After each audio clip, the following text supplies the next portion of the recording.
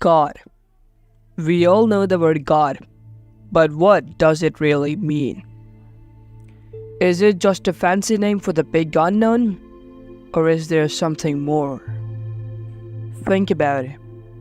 We see a chair and instantly imagine a carpenter. We taste food and picture a chef. Even the moon has a story, a giant sphere crashing into it. But the biggest question of all, what caused the Big Bang? Where did all that stuff come from? Everything else has a cause, right? So why would the universe, this incredible, mind-blowing place, be any different?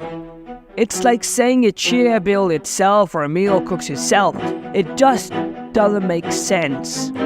Maybe, just maybe, there is a missing piece to the puzzle. Maybe someone or something had to set the whole thing in motion. Someone we call God.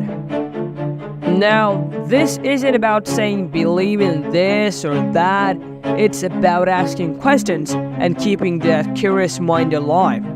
Is the universe a self-made machine, or is there a mastermind pulling the strings? And speaking of strings, let's talk about how string theory suggests the existence of God. Imagine the universe as a grand symphony, with every particle and force playing its part in perfect harmony. But what if I told you that the instruments in the cosmic orchestra might be tiny vibrating strings? And that's what string theory suggests, not me. It says that everything we see, from the tiniest atom to the grandest galaxy, is made up of tiny, vibrating strings. And here is where it gets really interesting.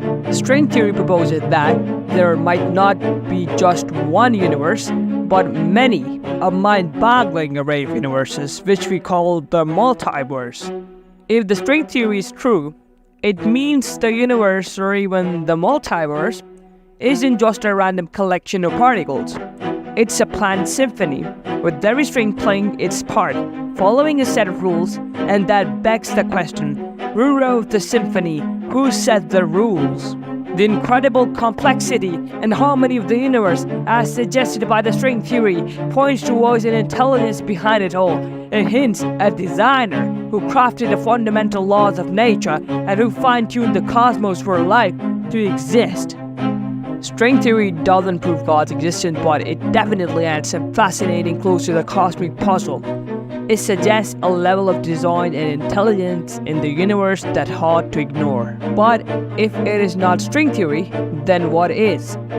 Imagine a universe as a cosmic recipe. Change just one ingredient, tweak one parameter, ever so slightly, and life as you know it becomes impossible. The constants of physics and the laws of nature all seem exquisitely fine-tuned for life to flourish. Is this just a lucky coincidence, or is there a recipe crafted with meticulous precision? Ask yourself. So, do all these clues add up to the proof of God? Hold on just a second. If everything needs a creator, wouldn't that mean God needs one too? Remember that rule about everything having a cause applies to our universe and the beings within it? But imagine God as being beyond the rules of our universe.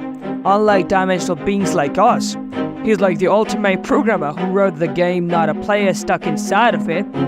Think about it. God created time itself, so wouldn't that mean He exists outside of time? He wouldn't be limited by our planet dimensions or need a fancy spaceship to zoom around. He's the architect, not a tenant in His own creation. And that's why God is spaceless, timeless, and dimensionless. He's not a big dude with a beard chilling in a cloud. He's the source of all the moral stuff, the reason good and bad even exist. He's the grand designer, the cosmic composer, the ultimate why behind the what of our universe. But wait, what if there were multiple gods, you might ask? Well, if we study the universe and all the things inside of it, we see a similar pattern, and that is what Nikola Tesla observed. He held a unique fascination with the numbers 3, 6, and 9. He called them the keys to the universe and believed that they held a profound connection to the divine and nature's blueprint. Tesla observed these numbers repeatedly in natural patterns. Flower petals often appear multiples of 3, honeycombs exhibit a hexagonal 6-sided structure, planetary orbits often follow elliptical patterns with a 3:6:9 ratio. He believed these patterns reflected divine design, a cosmic symphony crafted in a language of numbers. Tesla saw the spiral, a shape intimately linked to the sequence 3, 6, and 9, as a fundamental pattern in nature, from the growth of galaxies to the spiraling shells of snails. He considered the spiral a symbol of growth, evolution, and cosmic energy flow, suggesting a single divine hand guiding the unfolding of creation. But even if you don't believe that, let me ask you a question. Picture a bunch of gods, each with their own ideas and powers. Would they always agree on how to run the universe? Probably not. Clashing wills and contradictory rules would likely create a cosmic mess. The order and harmony we see today suggest a single unifying intelligence in charge. And that is what Islam teaches us.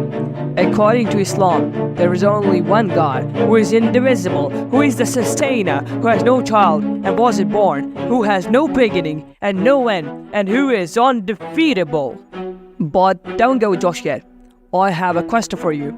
Suppose someone creates a new machine or comes up with a new invention. Then who do you think will know how to operate it? Probably the Creator. The same goes with the universe. In the Holy Quran, the divine book Muslims believe in, God, who we call Allah in Islam, tells us many things that align with the latest scientific research.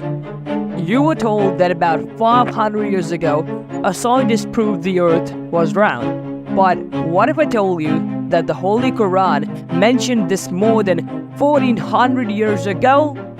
I know, Pythagoras, the mathematics guy, also predicted it, but the same Pythagoras also said that the earth was the center of the cosmos, which was later disproved by Nikola Copernicus. But the Quran, the holy book of Muslims, has been dropping truth bombs for over 1400 years ago. Back when folks thought Earth was flat as a pancake, the Quran mentioned it being round centuries before science even caught up. But that's not all.